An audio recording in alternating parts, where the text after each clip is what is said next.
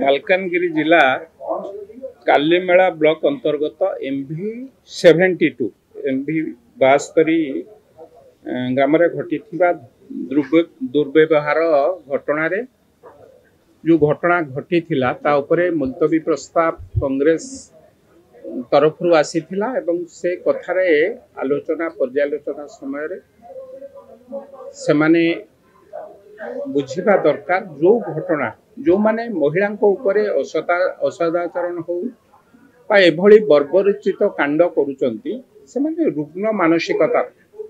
आम समस्त नैतिक धर्म विधायक हिसाब से खाली नुहे समस्त भाई मान मुझे अनुरोध करी जो माने काम घटौचंती बा जो माने कांड करुचंती ये हूँ रुग्ण मानसिकता विरुद्ध रे दृढ़ कार्यानुष्ठान ग्रहण करने ये सरकार से दिगरे संपूर्ण तैयार बा संपूर्ण प्रस्तुत एवं से घटना घटई जो 48 वर्षीय व्यक्ति को 24 घंटा भितर 24 घंटा न पूर्ण गिरफ करा जायछि एवं ता विरुद्ध रे किभली भाबे जहाँ जहाँ साक्षी प्रमाण मिलिबो तुरंत ताकू ग्रहण करा जाय ता विरुद्ध रे दृढ़ कार्यानुष्ठान ग्रहण करा जिवो बोली राज्यर मुख्यमंत्री हूँ आईन विभाग मंत्री हूँ ये कथा को रखिंट मु भावुची आम सरकार महिला निर्यातना उपरे जो जो माने से जी किए होना कहीं कौन व्यक्ति को घंट घोड़ा जीव ना ये कथा विधानसभा आज आम दलरू जो विधायक विधायिका माने मत रखिले मु भावुची से दिगरे सरकार पूरा संपूर्ण भावे कठोर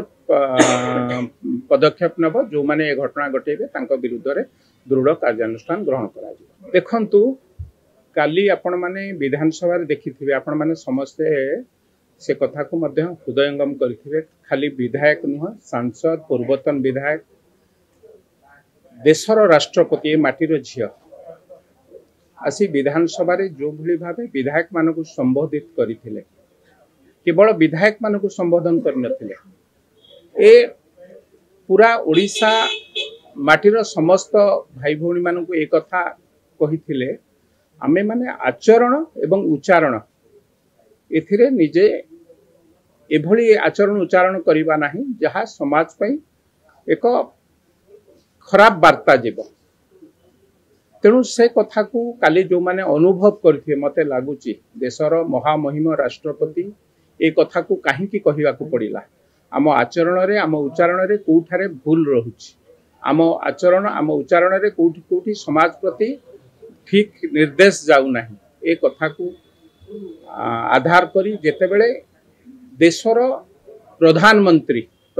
एक व्यक्ति नुहंती प्रधानमंत्री एक पदवी राज्यर मुख्यमंत्री एक व्यक्ति नुहंती से होची एक पदवी ताकू सम्मान जणैबा आम समस्तंकर नैतिक दायित्व एवं कर्तव्य मध्य मु भावुची से पदवी की आमे समस्ते सम्मान जणैबा उचित कोठी कोठी राजनीतिक सभा रे किए कौन कहीदबा भिन्न कथा किंतु पर्सनाली पूरा अटैक करिबा बा पूरा निजस्व नीच स्तर को जाई एभली कहिबा मनीष समाज पक्षे एटा ग्रहणीय नुहे विशेष भाव में राजनीति और व्यक्तित्व माने से जी होइथांतु ना कहीं एभली कथा कहिबा मते लागुची गोटे सुस्थ राजनीति रे ग्रहणीय नुहे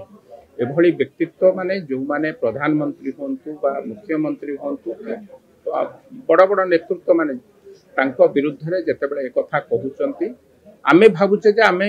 कहिदेले ताकू लोक बाहाबा करिवे लोक से कथा को आदौ ग्रहण करना एवं जो कथा मनमोहन बाबू कहिथिले नुआपड़ा निर्वाचन रे देशर प्रधानमंत्री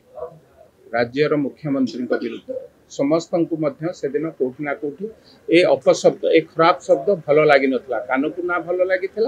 ना शुणिया को भल लगी ना समाज प्रति भल वार्ता जाइथिला भावुची आम मीडिया टीम से ता विरुद्ध रे जाइथिले साइबर कोर्ट को तांको विरुद्ध रे किभली भाबे दृढ़ कार्यानुष्ठान ग्रहण करा जाई परिबो सेथि प्रति मध्य आगामी दिन रे सरकार दृष्टि निश्चित भावे देश आपण देखुचंती तो काली गत काली राष्ट्रपति जो भली भाबे कहिले काहे की कहिले राष्ट्रपति कथा तेणु आम समस्तर जितेबाला दायित्व बढ़ी आम एभली कहली आज एभली आचरण करने उचित नुहे जहाँ समाज प्रति खराब वार्ता जीव जदि मु खराब वार्ता प्रेरणा करी निश्चित भाव मो विरुद्ध दृढ़ कार्यानुष्ठान ग्रहण करा से जी किए हूँ ना कहीं सर्वोच्च